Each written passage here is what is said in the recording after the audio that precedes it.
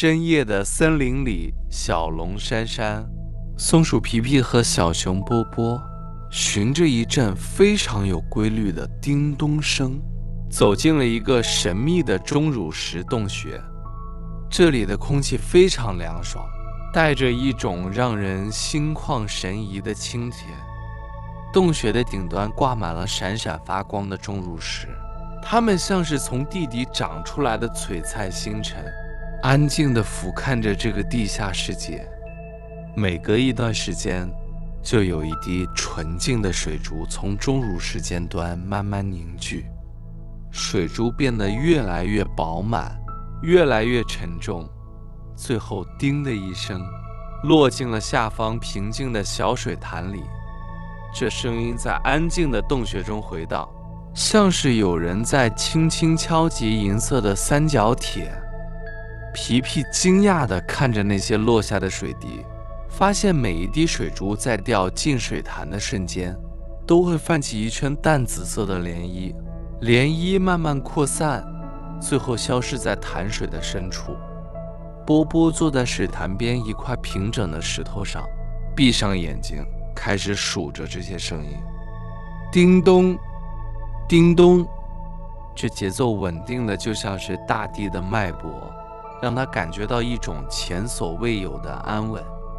珊珊张开金色的翅膀，围绕着洞穴缓缓飞行。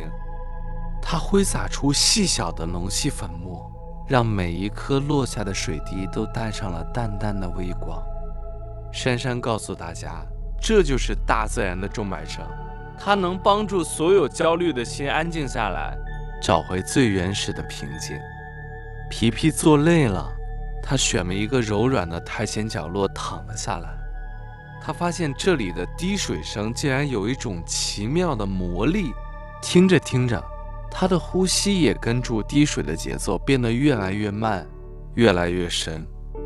波波也躺在石头上，感受着洞穴里凉爽却不寒冷的温度。这环境就像是一个天然的避风港，隔绝了外面世界所有的吵闹与烦忧。洞穴深处，那些发光的钟乳石隐隐绰绰，像是梦境中的守护者。随着时间流逝，滴水声变得越来越轻，越来越远，仿佛整座大山都在温柔地安抚着他们。